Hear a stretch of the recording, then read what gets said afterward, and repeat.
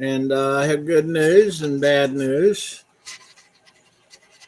Good news is that I'm here. The bad news is that I am still waiting for the guests to show up, even though I did get emails from them saying they were going to be here. Now, what are we doing here? Um, Fundamentally, BQ Press just put out a new book. Hold on. I left a light on. I turned one out and I turned out the wrong one.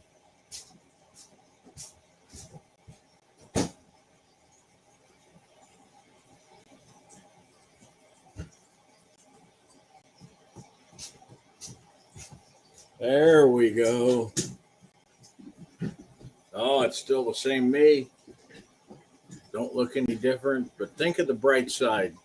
We're saving electricity.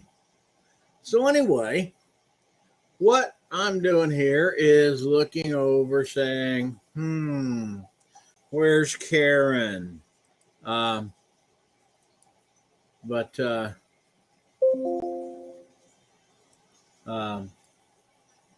they're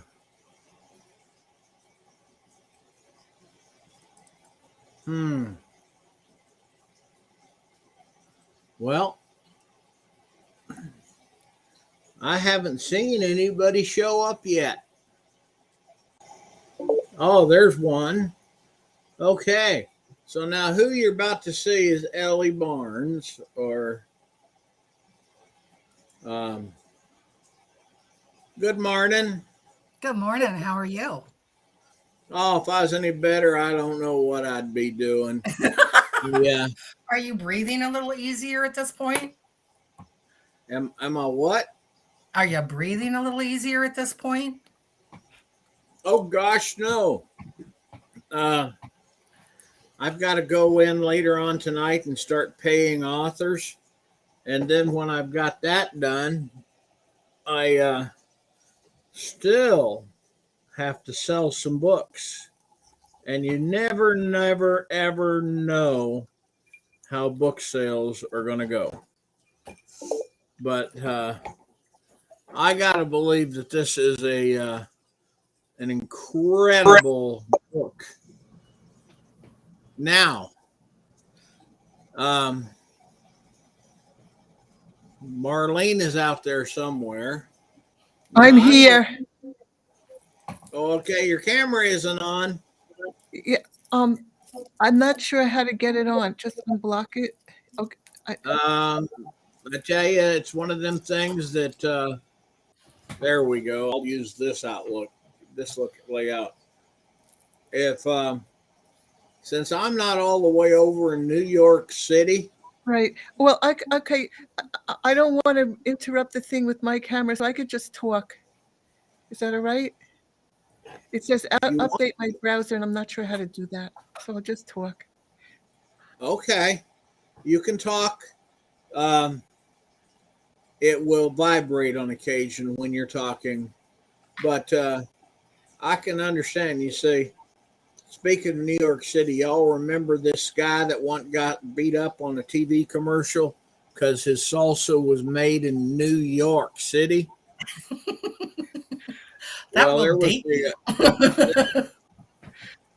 was a lawsuit just got filed about some kind of Texas labeled brand salsa that it turned out it's made in North Carolina. Now, I'm not going to get all. And that's the salsa they used in the commercial? I don't know. I don't remember the salsa that was made in New York City. Old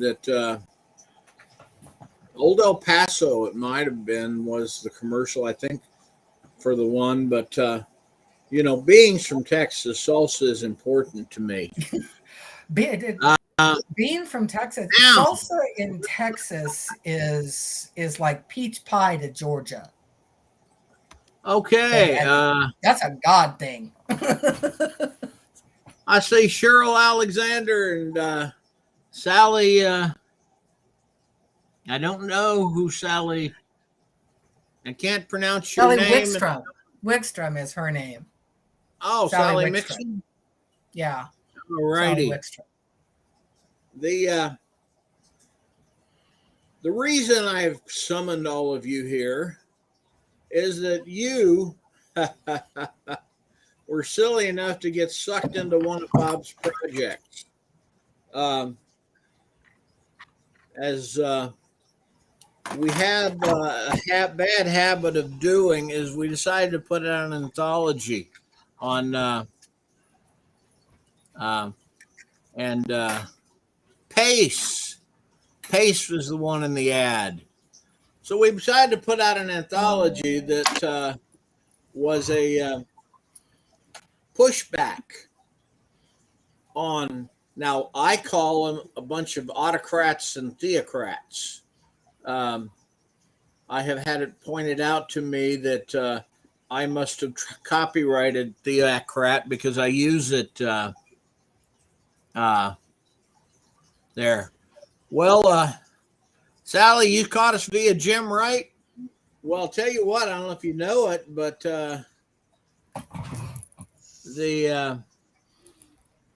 there, Tom's here. But Jim Wright has got a piece in this story.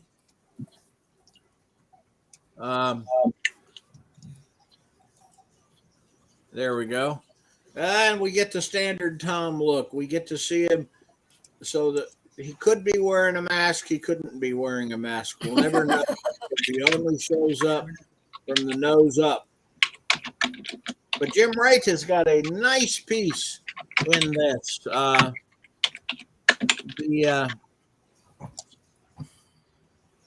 Okay. Tom says, Ellen, glad to see you in the book. Hey. Well, I'm You're misquoting me. So Cheryl and Sally, you're our audience today. No, Micah. They're not our audience. Micah's part of the audience too. Okay. He thinks it's time to eat, but well, all I know is they showed up here, and so do you guys have any questions about this book to think about and type in while I'm going on about the fact that Jim Wright wrote us one heck of an essay? Now, have any of you fellow editors got a chance to read Jim Wright's essay yet? not yet. No, I haven't read it yet. I'm so sorry. I'm going Great. to buy myself a really good bottle of scotch tomorrow, and that's when I'm going to read Jim's essay. That's interesting. I have my tea and I put my coffee creamer in my tea. But yeah, I was wondering why the final editing thing was so slow. If you guys had known that Jim Wright's story was in there, you might have looked at it. Oh, Jim Wright is a one hell of a writer, and he's going to be on B Cube Sunday morning in the 30th, and he's going to be on here with David Gerald and Adam Troy Castro. Oh, that sounds great. I can't wait to hear that. Say that again. nice. That sounds great. I can't wait to hear that. Oh, good. I'm pleased to hear it too, because well, now that's assuming Adam isn't in the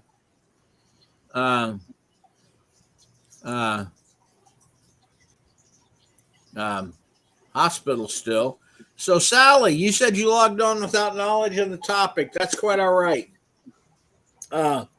I believe that knowing too much can be dangerous.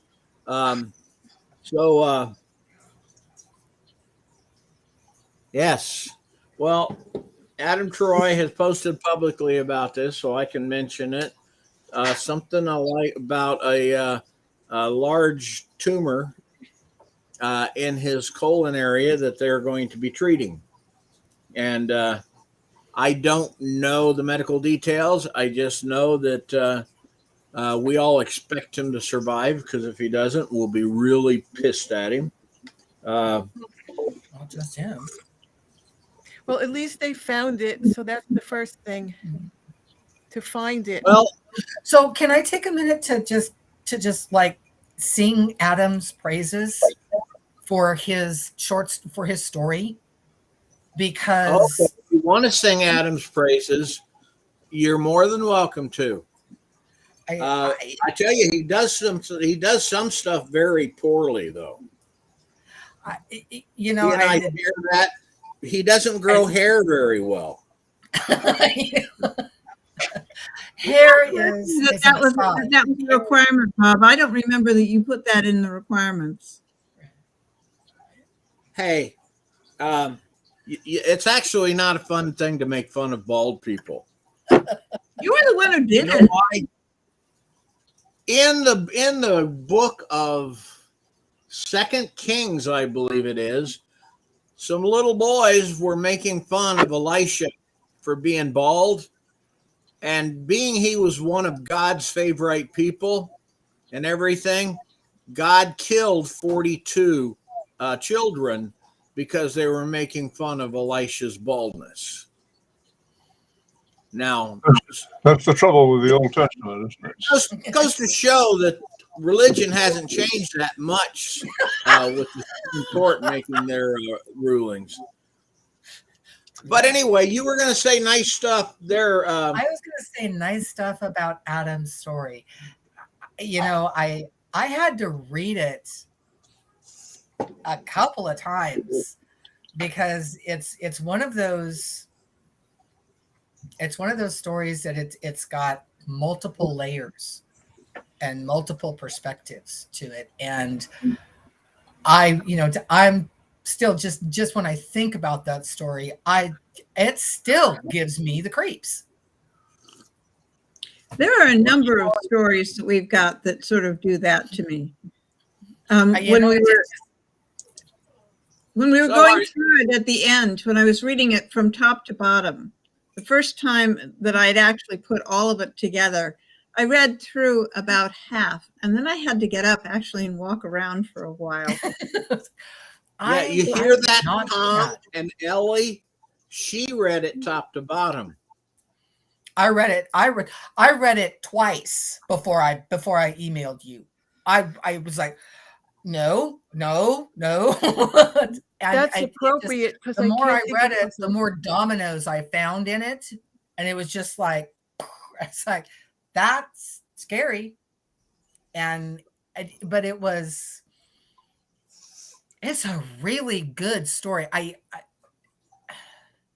It is good. Hey, pause yourself. Pause the thought for a second. Okay. Joe Cash, Holland says, oops. You lost Tom. Tom left. I didn't mean leave. Audio he says our audio is whack. So, Joe. Mine? Tell us whose audio is whack. No, Ellen, we can hear you. At least I can hear you. Is it because I have to be in my bedroom because the speakers in my laptop do not work. And so my laptop's connected to my Bluetooth, which is in my bedroom. Laptop connected to the Bluetooth. Okay. Right. Okay, there he says there's a lot of overlapping.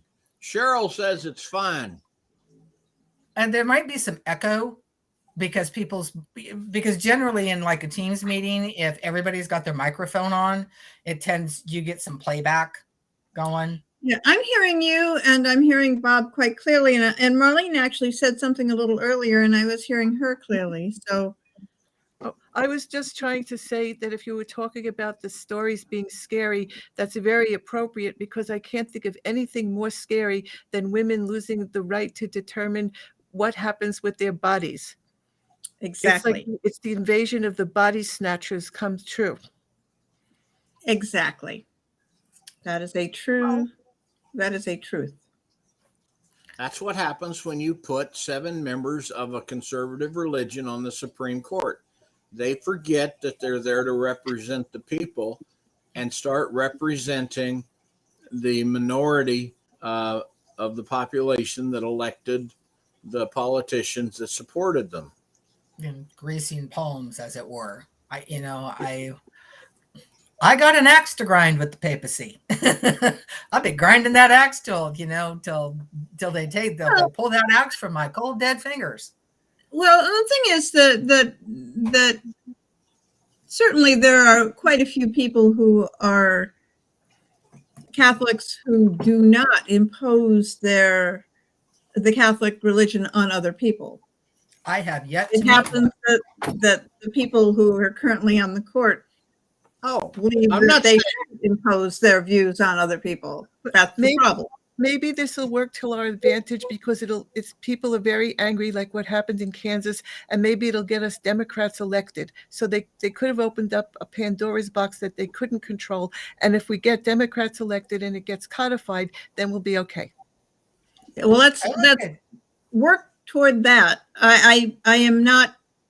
I tend to be sort of the glass is half empty and there's evaporation type of person. So I'm not optimistic, but I'm hoping. Fair, Sally. Sally says that Joe Biden is Catholic and he is pro-choice. Yes, Joe Biden is Catholic and he is pro-choice because it is politically expedient for him to be pro-choice at this point. Historically speaking, he has not been pro-choice. He has been pro-states decisions for pro-choice. I don't remember. I think that he is pro not imposing himself on other people, and I think that's sort of a different thing. You can have your own religious views and not insist that everybody else be part of your own religious thing. That's where I use autocratic with the theology because it's not all Christians are evil followers of Jerry Falwell or the like, and not all Catholics want to take away women's choice. It is merely once they become politicians and depend on the 30% of the electorate that is fanatically authoritarian theologically bound to rule the country. I think that's too simplistic. Biden isn't beholden to them. I think that's too simplistic. I think that, frankly, it has very, very little to do with religion. I think it has to do with more, hey, what can successfully get us elected? And I think it has. I think that if they were actually doing what the religion says, the religion says we're going to take care of the poor. We're going to treat people well. That's what the religion says. That's not what they're doing. They're not taking care of the poor. They're not doing the things the religion says. So don't bring the religion into it, because that's not what the religion says. Well, no, there is. I would like to disagree with that, because what the religion says is that thou shalt have no other God but me. Okay, and so that based on that's the point of origin. That's where you move from. So if you can have no other God before this one, then that means that this interpretation, whoever is saying that, no other God, this interpretation is the decision you have to make. So you don't have free choice. You have to follow this. So I understand the point between not all Catholics and not all Christians. But I tell you what, I know Christian people who are very good people who do not believe that this is right, who are voting against it.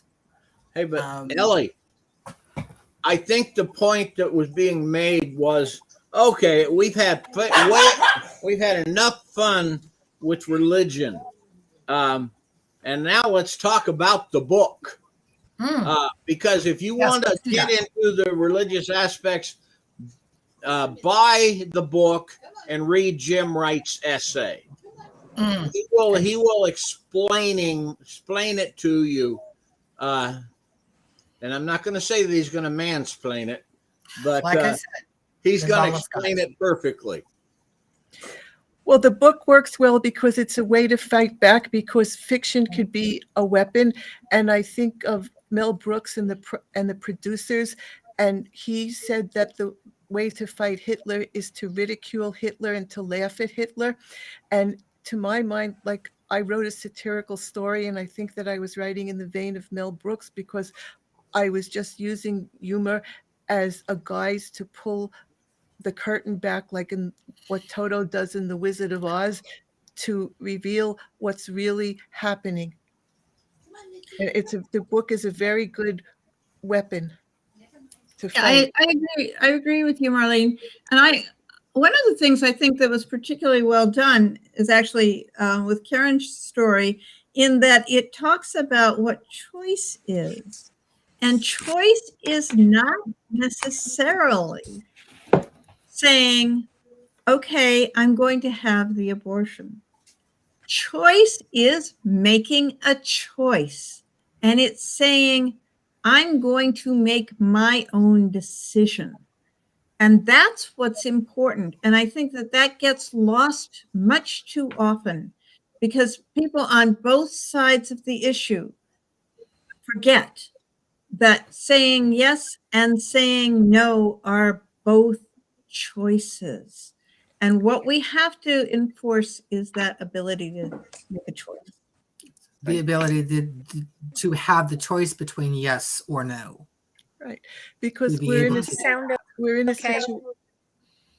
in a situation where feminist science fiction is not science fiction. It's become reality. The Handmaid's Tale has become true. So you can take more feminist science fiction or more science fiction and more speculative fiction, and I come back to using it as a way to counter the reality, because reality is a fiction that someone has the power to make real. So we could make an alternative story, and it's all about story. And we have a book of stories, and that's a very potent entity. And they are some good stories. So Yeah, Karen, Karen, you had a which sign. one is- I was trying to read your sign. My sign asks, sound all right. No, it is not. Is your sound okay? Keep talking. I can hear little bits and pieces of your sound. Yep, you're cutting out.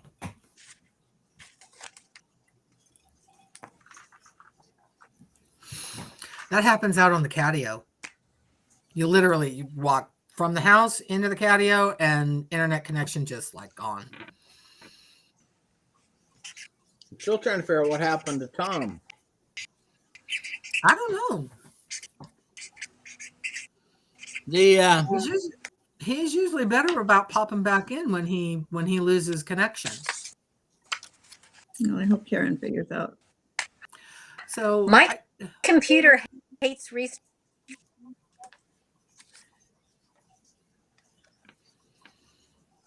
I can do Zoom, but well, now Deborah's cutting out. Oh dear. Oh That my, came my. Can you hear me? Yes. Mm-hmm. Oh, thank God. You know what a sad world it would be if nobody could hear me? That's true. It would be very sad. I'm serious. It really would be. Heck, Susie would be sad. My puppies would be sad. Deborah would be very sad. Very, very, yeah, tears would flow down her cheeks if she couldn't hear me. I'd be sad. And yes, Cheryl is reminding us that, Karen, this is a second time around for. But I tell you what, I've got confidence in her. She's a techno geek. She knows that the plugins with the two flat ones and the round ones, the round one goes in the round hole, and the flat ones go in the flat hole. Hey, it took me years to learn that. I had to get out my wire snips. But anyway, Karen's okay. I'm gonna. We're losing people. Are you? Can say something there, Deb? Something. Something. Okay. I was going to ask you, what's one of the stories you mentioned Karen's story that you like very much. What's one of the other stories you liked a lot? Well, it tends to be sort of which one I happen to be looking at the moment. But I liked Cousin Sarah partially because it was about I could see the house. I lived there. It was where I grew up. You know, I knew that house. Ah, there we have Karen again. Still can't hear you. Computer. Can't hear you. Say something, Karen. I'm trying now. Can you hear me? Oh, there you are. We can hear you, but you're out of sync with your mouth. At least that you could hear her. I'm now coming from a completely different. So It's really funny because we can watch you talk and then the sound comes. But at least we're getting the sound. Okay, Karen. Okay, Karen already. I'm turning Karen off for a minute while she gets herself back. But with Sister Sarah, I mean Cousin Sarah, Cousin Sarah was it's about a Midwestern house, a house in the middle of the country. And I grew up in the Midwest with old houses like that. And I could feel the house. I knew the house. And it was, for me, it was that everybody has to do their part. And what can you do? This was the grandparents who could do their little piece on the way. They could take care of the people the girls who were on their way to the next step. And that's what they could do. And I think that represented what you can do sometimes.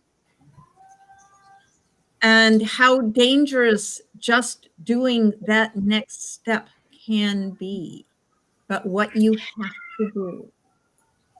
I think that's what I liked about that one. I like Tom Easton's story. I like Tom Easton's story because I like using humor. It's a little absurd. It's about three women they're pregnant and they're trying to get to another state, and they dress up as men to cross state borders, and they put socks in their crotches to make it convincing. And it just made me laugh, and I think it's very entertaining and very funny. I enjoyed it a lot.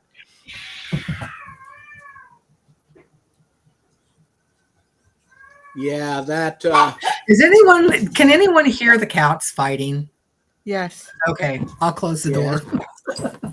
And it turns the table on cross-dressing. Make sure you open your front door when you close the bedroom door. No, because we live by a very, very busy road. I have been. I know you don't like cats. You got no love for cats. I have a love for cats because cats are portable. They're a little more portable than dogs, at least for me, because I don't generally like little dogs. I like big dogs. Dog. Right, now let's try Karen again. how's the not I'm in sync? I hope you can hear me. I'm hoping that we'll talk. Bob, talk a little bit about Castro's story. That just blew me away. It was, and yet he brings in a science fictional concept of becoming inaudible and invisible while they are Castro. Adam Castro. Adam Troy's story. Sorry. Yeah, that was so peculiar and so weird and I thought so disturbing. Adam really captured a woman's experience in society being ignored to the point that she dies. Mm-hmm.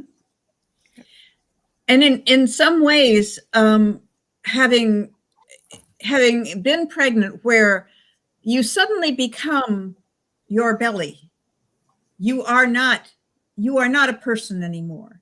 People do not look at your face. It is, down, and they aren't paying attention to you anymore. I mean, it was a very strange story, and it was very hard to read in some ways, because it was oddly familiar, and yet, not that I had a bad experience being pregnant. That wasn't it, but it was oddly familiar. What's interesting to me was it story, but it actually had an extremely uplifting ending. And I think uplifting is good because we can't be in despair. We have to have hope. And if the literature can give us hope and entertain us a little and I think it's good, because we must have hope through this so we can have the strength to get Roe codified so we can go back to how we were. And if we have despair, we can't be strong. And that's what Kansas, I mean, for me, that's what Kansas gave me. It was like, out of the blue, here comes Kansas of all places, and telling their leadership, oh, no, you don't. Right. And our anthology is like Kansas, because we're like, well, Bob is like God in relation to that world, and he could make it anything he wants. So that's a lot of power. He's the dungeon master. It's a D&D game, man. Who's that? No, he's God of the anthology. He controls the whole world. What he says goes. This is good. So we could fantasize that we could make the world that. Do not say that to Bob. Do not say that to Bob. You have no idea how big his head is going to get. And we're all going to have to live with this. You realize that. Well, maybe you know Bob better than I do, but to me, the bigger his head gets, the better, because it does really good things. It's going to be so impossible. Deborah, so funny. Let the woman talk. I have a question, Bob. Yes, ma'am. I would like to talk about the story that I have in this. My father's diary. Oh, yeah, your father's diary. Yeah. Talk about it. The premise for this came from several years ago. A story popped up on my Facebook feed. And it was the story about this young college girl who was working for a degree in feminine rights, feminine issues. I know every college has different ones, but it was basically, feminine rights, women's rights. So she was working for this degree in this, and she had created this event where it was like a community town hall, and somewhere up in New England somewhere. And I've got it on my Facebook feed. I shared it and popped it out. But she was talking about how, in the article, how people, or the story, how young women had come up and talked about the abortions that they had. And she was surprised at how many older women in their late 60s and 70s had come forward at this community event and had spoken to the audience, stood up and spoken about their own experiences for getting illegal abortions.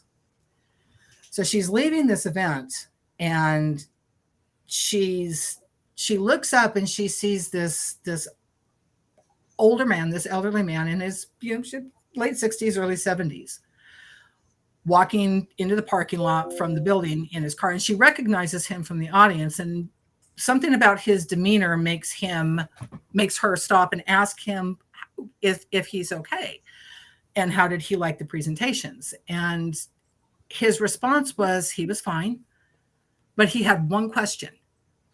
And when she asked him what it was, his question was, why don't you ever talk about the men who held the women they loved as they died in their arms from an illegal abortion? And to this day,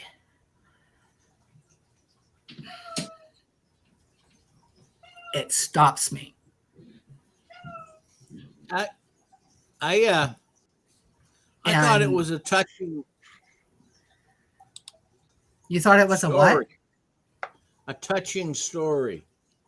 Because it had, up to that point, had never occurred to me to step out of my position as a woman, as someone with a womb, as someone whose rights were, whose body autonomy, whose autonomy was being stripped away. It never occurred to me to step out of that position and step into the position of the man who loves this woman, who wants a life with this woman, who, they both agreed that they're not ready to be parents. And this theocracy takes that away from them. And it still pisses me off. Not just from a woman's standpoint, but from that standpoint. It's like, how dare you go in and rip this kind of love away from people? The government has many tools for taking bodily autonomy away from Americans. And usually it's because of some group, maybe a religious group, some group's morality decisions that they want to impose on others.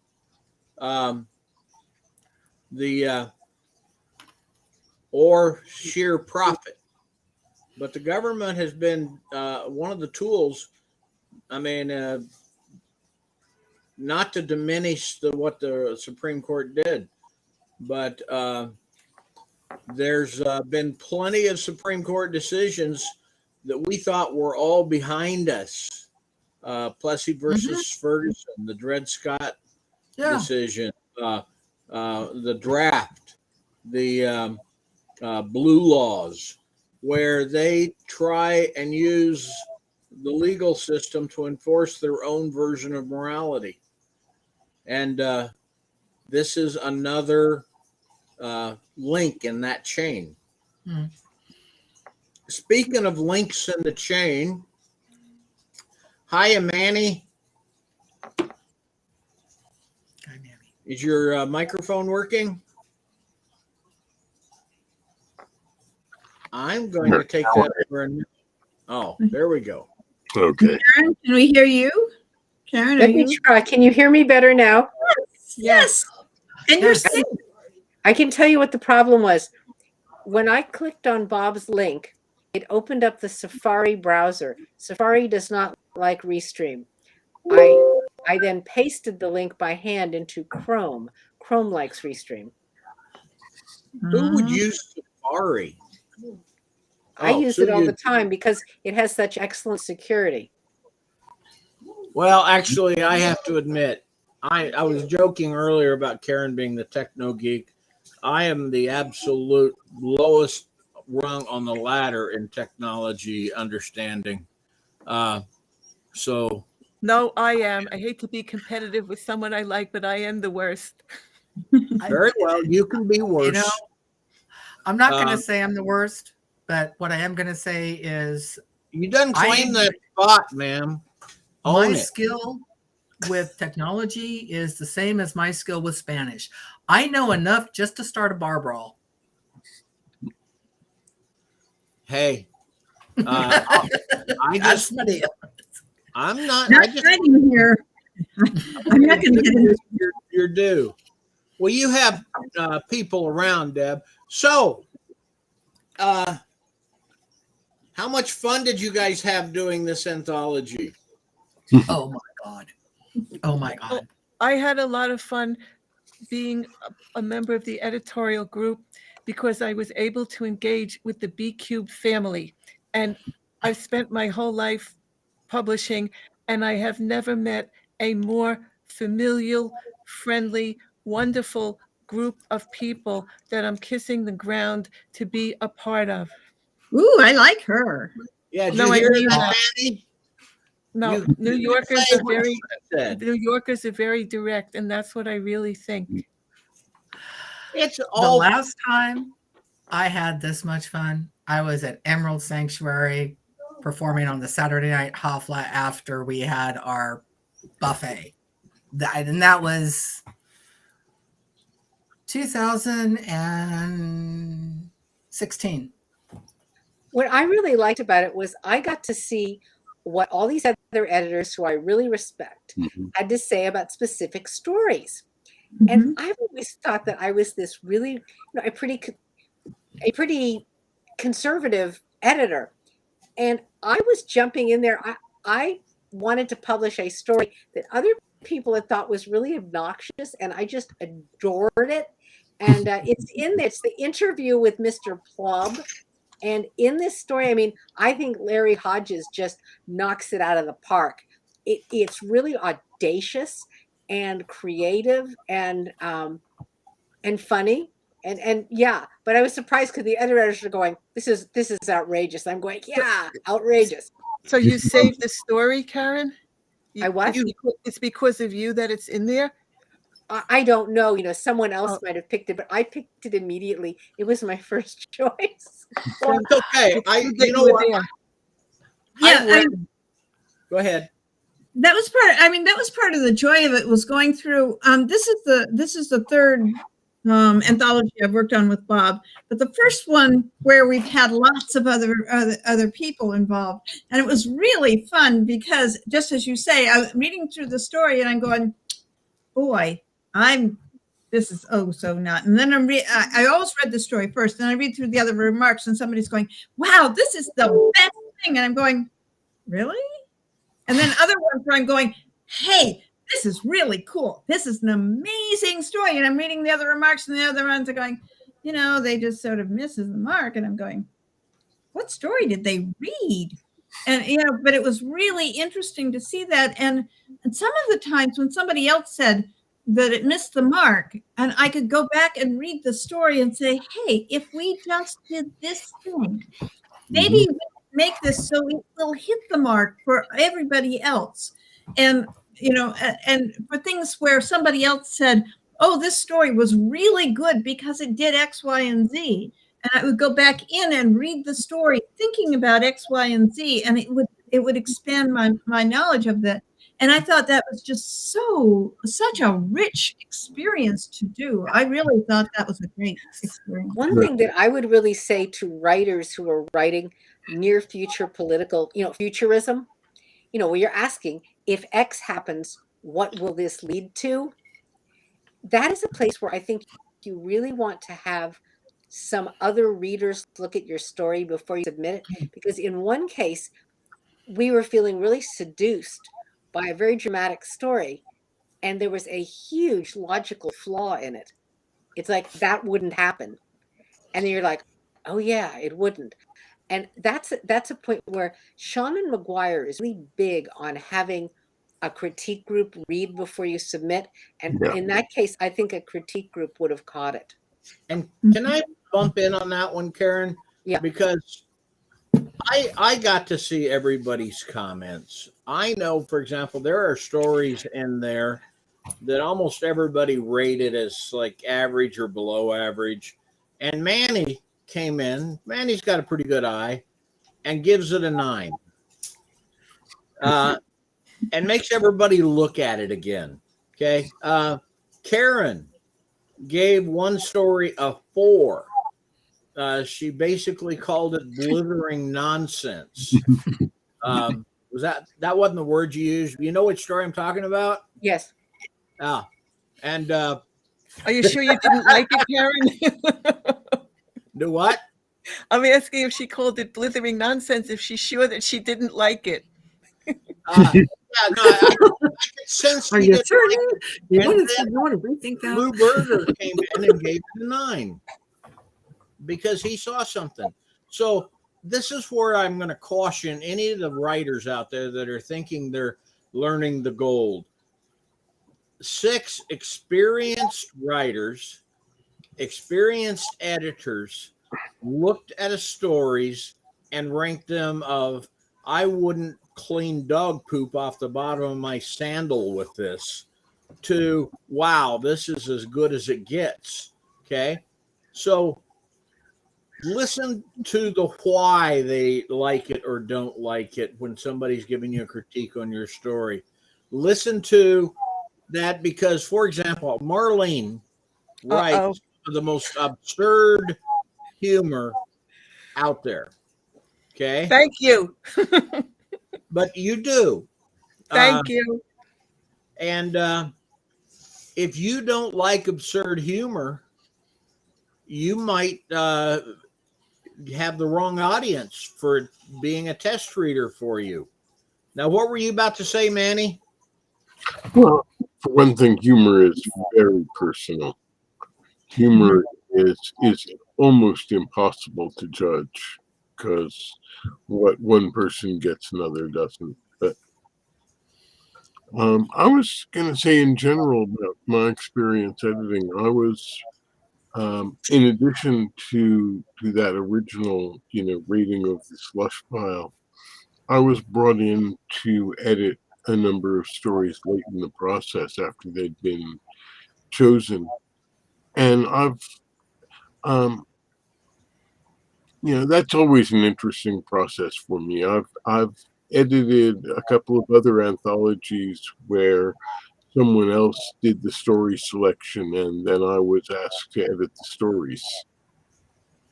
And that is a different process and a different perspective. Yes, it is. Yeah, we had one of the stories we had, we took out half the story before that was the story as submitted was 4,000 words. Mhm. And before we did anything, Bob and I went through it. We cut out 2,000 words. Then we talked to the author and said, if we are going to take your story, we are going to take out 2,000 words. Are you still interested in working with us? What was the answer? Yes. Good. And the story's in the book. The story's in the book. But it was What's the one of title? those where it was, the story didn't start for 2,000 words. Oh, yeah. What's the And title? I'm No, not, don't say which one. No, not don't gonna say share that in that. public. The but- story final count, by the way, was 2,818 words. yes. Mhm. But and the author was delighted at the end, and I sweat blood over that one. Oh, yeah. I've known of writers who routinely throw away their first 3 pages because they know it takes them that long to get started.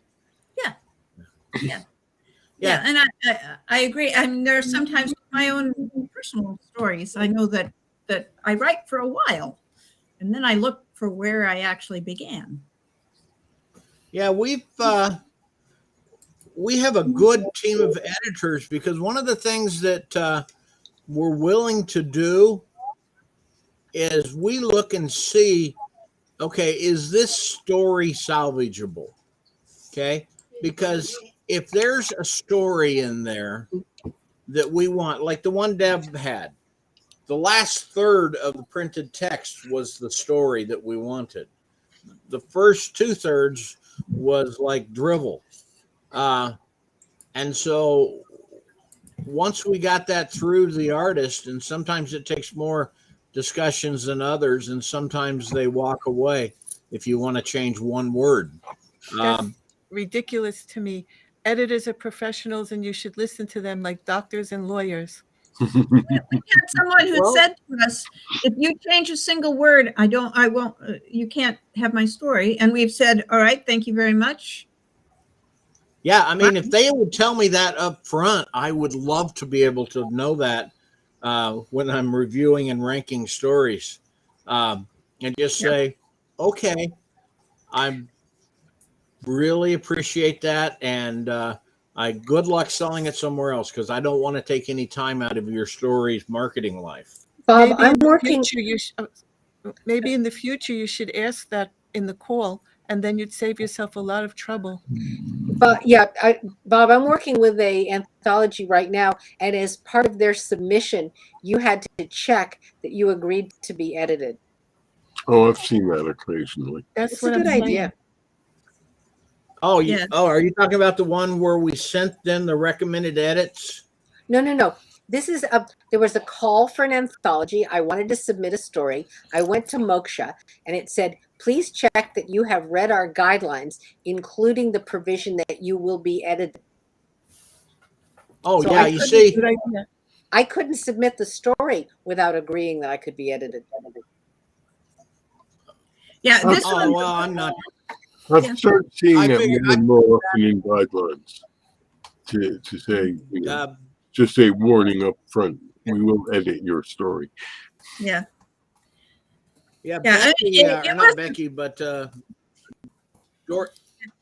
was an unusual Go thing ahead. to have a story that we edited that strongly, but it was a story that had enough impact that we wanted to save. We wanted to save that kernel of the story, but it was a hard slog. or that we were willing to, because it told part of the stories that needed to be told. It was about choice. But Deborah and I have sat down together with her on one screen and me typing on another, editing we are going to edit the heck out of your story. We've got, this is what we're going to do. Do you want to sell it to us? I mean, that email has gone out a lot of times, I think, hasn't it, Deborah? Mm-hmm. Hell, even Karen gets edited. Yes. But so carefully. My editor is great. Yeah, your editor. My editor was great as well, Manny. I Thank you should very have much. given your editor a shot of steroids and then turned her loose on you. Your story was great, and Deborah was a great editor. I'm just kidding, because I did like your story. It was one of the very first accepted,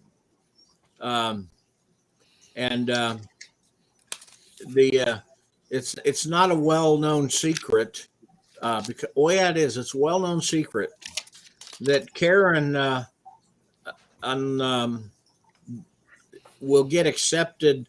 She is one of very few writers who's ever been accepted before I read her story. It's a Karen story. Okay, fine. Yeah, she wrote the story. I read it. I read it before she submitted it. She submitted it and called me. Actually, she called me up, told me she was going to submit it. I'm watching. She submitted it. I accepted it, and then I told Bob that I accepted it. An end run. We talk a lot about when you're writing this near future stuff, sometimes it actually happens before your story is published. And sure enough, I sent Bob the story about a week ago.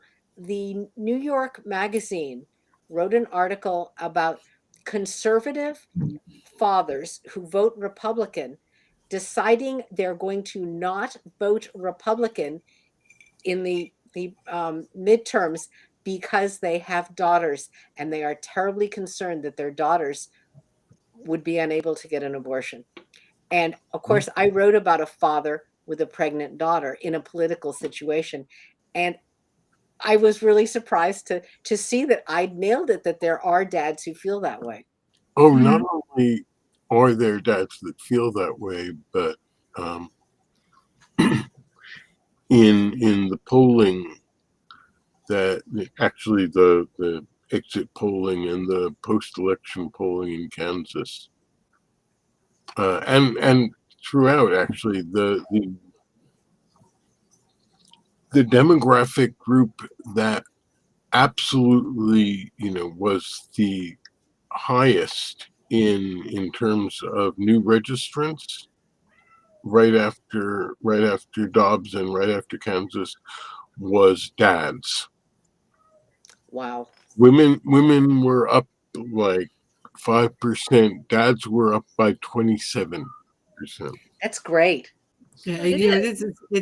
it's a question when you're starting to look at where your daughters are going to go to college, where that college education is going to take them, and now all of a sudden it's dads looking at this going, "Whoa, no." You know, I ran into a friend at a coffee shop yesterday, and his daughter, of whom he is tremendously proud, is a physician. She's quite young. And I asked him how she was doing, and she's an OBGYN.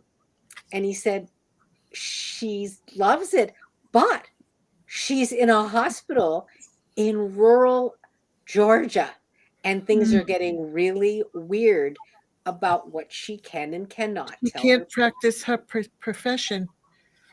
Yeah. Anybody here ask what Providence Hospital, one of the biggest chains in America? I mean, they're flat out Providence is Catholic. against. Well, Bob, in Seattle, the blue city of Seattle, 49% of our hospital beds, including Swedish Hospital, are owned by the Catholic Church. Virginia Mason. Yeah. Virginia Mason is also Catholic. Virginia Mason, Providence. In fact, if you want to go to a non-Catholic hospital, you have to either go to University of Washington, which is also Northwest, or go down to Valley. Yeah, But well, if the you thing live I read about the problem right now with OBGYN education Yeah. is trying to train doctors, and they have to figure out how they can train doctors to do abortions, training them. Some of the big medical schools are in very red states. Right, and it's one of those things that actually a doctor needs to know how to do regardless, because there are going to come up situations where it has to happen. Yes. I have to sign off now, folks. Bye, Manny. Well, Bye-bye. later, Manny. Thank you. It's been fun. Yeah. Remember what Marlene said. which is what? Bye. Oh, Marlene was helping my ego out a little bit, and Deborah was chiding her for it. Was that about it? That was what I had heard. But anyway, Manny, I'm taking you out.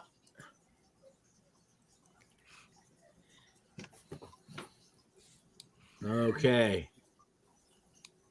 Now let's get back to just what a glorious experience this anthology was. It was amazing. It went together amazingly quickly. And I must say, everybody just pitched in. I think the fact that Bob is still able to put together sentences that are at least as rational as the ones he put together before he started this process is phenomenal. Yeah, I was You're not impressed. so rational than you used I to was be. impressed that there was a deadline and everybody did their job. And Bob said, "I need this," and people came to bat for him and for the book. And it was Yeah. it was a little stressful because there was a deadline. 100 days. 100 And we days. made it. And 100 days from the point that Bob threw it out to the point that it got uploaded. I wish Well, we could get. That wish we is could get a newspaper to write about unheard it. of in corporate America. That is unheard of. That's because it's a community. Yeah. And I think there's an emotion. Roe v. commonality. Wade Alternatives is a unicorn when it comes to from the proposal to the finished product. It's a unicorn because it doesn't happen. It's happened twice. Our very first book we put out in 100 days. That's because you didn't it's know a that you charm. could do it, Bob. You didn't I- know you couldn't do it. Yeah, I know. I That's- honestly, that's, you know, when I saw that 100 days, I thought that never going to happen. That's Hey, Bob, never gonna even happen. but- even Facebook cooperated by being faster than usual. Right, Or not Facebook, Amazon. right. That was a surprise. So you know, apparently Daddy Bezos was plugged in. less than 2-hour turnaround from the time we loaded it till the time they took it live. How long does it You know usually what that tells take? me? That tells me that the community is hungry for these kind of stories. Now, It's I don't know it's what it hungry told me, for but that. I think I either had a brandy new person who didn't know which end of the list to start working on, or we had somebody who looked at this book and said, like hell, I'm making them wait for 3 days to get this book out. This book That's what I needs to think go out happened. now. Not that I know. Yeah. But that makes sense. I think, yeah, I agree. That just that hit somebody's desk and they said, "Oh, hell no." I need to get going. My house is about to get very busy. So I'll Okay, see you hey, all. Deborah, thank you so much. You were wonderful the whole time, and now you're going to be wonderful, I hope, through the promotions. Okay. Well, I've got everybody's author copies all ordered, so those should be winging their way, Amazon willing. I'm excited to get the author copy. So yeah, it should be coming to you, but who knows how long it will take. It's no longer in my hands. 3 weeks about. They But, said October 26th. So before Halloween. Awesome. I'm going to have a copy on Monday. Yeah, Mike. Yeah, Well, but I you ordered tried my paying first full book price copy for that too. one. But now you know the size of this book is 1.31 pounds. Okay, 348 pages. The next. Bob, you need to get me out. Oh yeah, okay. Sorry, I'll kick you out of here. Goodbye. Bye. You know, the other biggest book we have is More Alternative Truths. And it is 1.34 pounds. And You know, it doesn't take a lot of weight. That's It does not take it doesn't take a lot. You know, a gunshot can shoot off an avalanche. well, this, like I say, it's 348 pages, 49 different contributions. And that's 49 years of us having the right. And it's You know, 49 is a number for me at this age, because I was 9 years old and my older sister was sexually assaulted, and she didn't have any of these options because of the household that we were raised in. And when I saw that, it took me back to that time when I was 9 years old, and I couldn't figure out why my older sister, who was the best older sister you could ever hope to have, she would play Barbies with you, she would do tea party with you, she would braid your hair, she would help you get dressed, she would fix you a sandwich, she would do whatever it was suddenly turned into somebody I did not recognize. What happened And to she was sexually assaulted by several members of the neighboring town's football team at a homecoming party Oh, after the that's her? Oh game my awful. God. back in the 70s. Athlete Now sexually understand, assaulted somebody?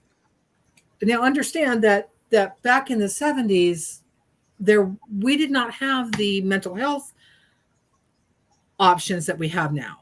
We didn't have these options. So it's like when I saw that, and I my brain goes automatically to numbers, and I calculated down, and 49 stories and 49 years, and I went back to that point in my life. And it's like, these are her stories. Well, I found that one thing in this, there were a lot of stories and poems that when you put in, you realized were coming, the people were not just telling a story, they were sharing an experience masquerading as a story or a poem. And to read some of those, and even some of the ones we weren't able to use, was just simply um, I mean, I remember in some point in that, walking past my dad's shop, and I could hear this noise in the shop, and I looked in the window, and my dad was slamming this crowbar against one of the two one of the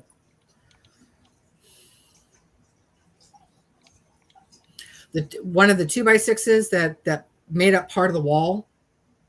He had 2x6s on 16-inch centers, and there was no insulation or anything. So it was just these 2x6s, and I was watching my dad hitting this 2x6 with a crowbar. And the only connection I have with that action is the fact that my sister had gone from being somebody I could go to for anything to being somebody I did not know. that does happen. Now we're coming into the end of it. So what I just want to remind us all of is that we're going to be doing this. We're going to be doing another a B Cube Sunday morning, and I might be doing a few evening things with some of the writers, where because I think it's really great that they should get to have their poem here, read their poem or something. Ooh. The promotion right now is all I can say is share, share, and share, because I can tell you it's weird right now on Facebook. I posted several posts about the book where I literally put the book up, and I saw 2 responses. I post a picture of my puppy accidentally on the wrong, and I'm getting 80 to 100 responses. So, Bob, it's a Facebook thing, and I've figured out the way around it. Here's what you do. Post and write passionately about what's going on, but say link in comments and put the actual link in your first comment, but just write straight. And if you want, put up a picture of you holding the book. And I ran a test because I publish a lot of short stories. If I say I published a short story and here's the link, nobody sees it. But if I Yeah. write, here's me with my short story, link in comments, I get 200 people reacting. Interesting. So don't put that link in the main thing, put a picture. Thank you. I will share that crap out of that notion with our writers because, well, you guys in your you guys, we are at the point now where communication and getting the links out, getting the orders up. Um, I'm gonna send Jim a note and saying, okay, I got some ads going out tomorrow for Amazon and or being submitted tomorrow for Amazon, and I wanted to have those ads in the working before Jim Wright did his first mention because we're gonna. He has a big voice. Adam Troy's been very busy today. Lou Berger has got a good following. So no matter what you're following, let's get this puppy out there and let's take advantage of what Karen, because I saw that you did that and I found that a curious way to do it. But when I went back in and said, wow, if I'm going to post a link to the book and say, wow, it's out finally, guys, and I get 2 responses, that just told me that that something was funky on Facebook, because I know there was way more interest in this book going out. Mhm. So, excuse my non-expertise, but you're saying, Karen, that if you put the link in the post with what you write, that is not good, and what you should do is paste it in a comment box and make your own comment. With Yes. the link there. Put in the I comment understand. and you can put an illustration to call attention in your post, a picture of you with the book, or just a JPEG of the book. But the Amazon linked picture of the book, say in your post, look in my comment for the link, and then put it in the first comment with the link. That works out great. I think that's a wonderful idea. I'm putting the recipe on the project page. Mm. Oh, Why good. is that Amazon, Facebook erases the link and it doesn't show in the post? No, they just don't display it to anybody. They just don't push it to your friends' timelines. They bury it. And I think it's because they want you to pay to boost it. That's my Probably. gut. Is that they figure that? Yeah, they want you to pay to sponsor it. They want you to pay to boost it. Yeah, that would. Yeah, that tracks. I'm gonna pay to boost it, but I'm gonna pay to boost the one that's with the link in the comments, because I don't know, but it's a tough one here right now because the Facebook algorithm. I had. Are any of you guys seeing the number of followers you have go? Yes. Wow, changing, widely differing? I didn't look. No, mine don't generally change too much. I don't have followers. I just have friends. I don't have a page that has followers. I've got, I think, 57 followers, and the reason why is because I ask really hard questions. Well, we have a couple of thousand on B Cubed Press, and I have only got my personal page.